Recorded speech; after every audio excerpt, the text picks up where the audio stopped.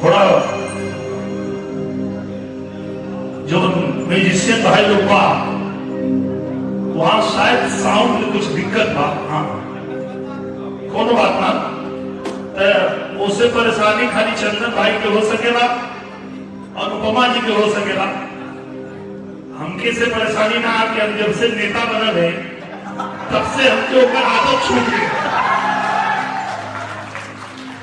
तब से हमके ऊपर आदत छूट गई, हम ओकरे बिना ही गाए। भोजपुरिया जवान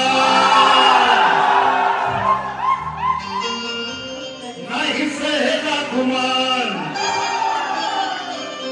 पाई पत्तियां के गावे गावे हाला,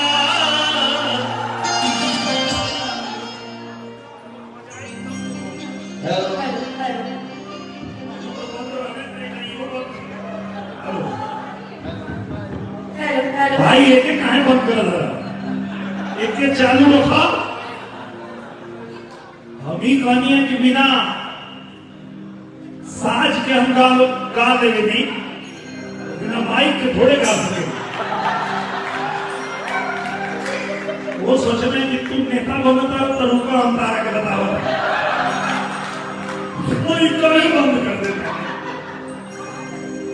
कि भोजपुरिया जवान नहीं सहेला गुमान, पाई पत्तियां के गावे गावे हाला। लोग हमारा के दिनेश लाल यादव कम जानेला, ज्यादा लोग कौने नाम से जानेला, हुआ रिक्शावाला, हुआ रिक्शावाला।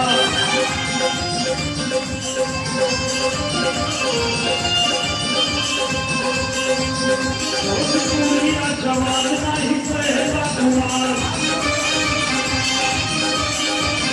पाई पत्तियां के गावे गावे हाला, हुआ रिक्शावाला, हुआ रिक्शावाला।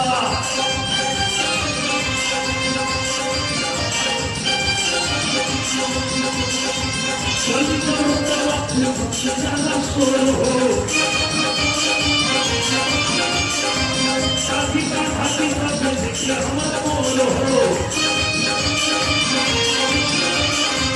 देवाया तीन सब करेगा तीन केहू, नहीं मेहनत करे न जाए। भोजपुरिया आदमी के सबसे बड़ी ताकत और पहचान रही है, दुनिया के कोनों कोना में रही अपने मेहनत के दम पे अपन मुकाम बनाने, यह भोजपुरिया आदमी की पहचान है कि नहीं मेहनत करने न जाना, हुआ रिक्शावाला, हुआ रिक्शावाला।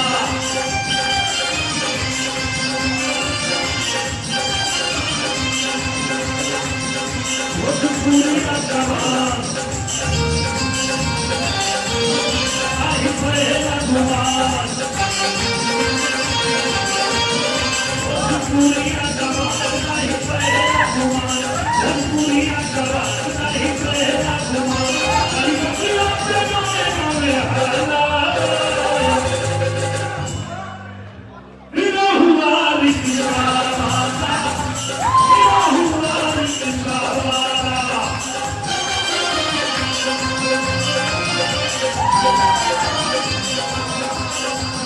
देखिए हमारे सुरेश्वर भैया इनका प्रेम है कि हमें कल्याण भैया आपको आना ही पड़ेगा, और हमारे सुरेश्वर भैया हमारे एलबी ठाकुर जी, हमारे